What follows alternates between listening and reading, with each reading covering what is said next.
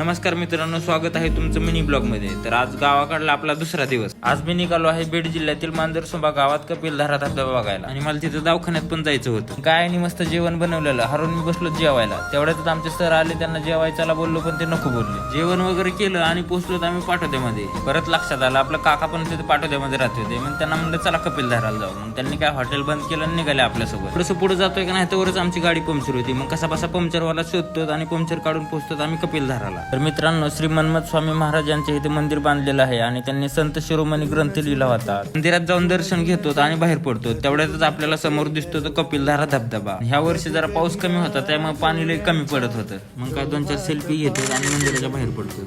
मावशींनी घरी निघताना सांगितलं होतं की मंदिरामध्ये जाताय म्हणल्यावर येताना एक शंख घेऊन या। मी वाजवायचा प्रयत्न करत होतो, पण माझ्याने काही होतच नव्हतं। मग काकानी बम बम बोले म्हणून नाव घेतलं। मग बघा पोहोचतो आम्ही मंत्री क्लिनिक दवाखान्यात।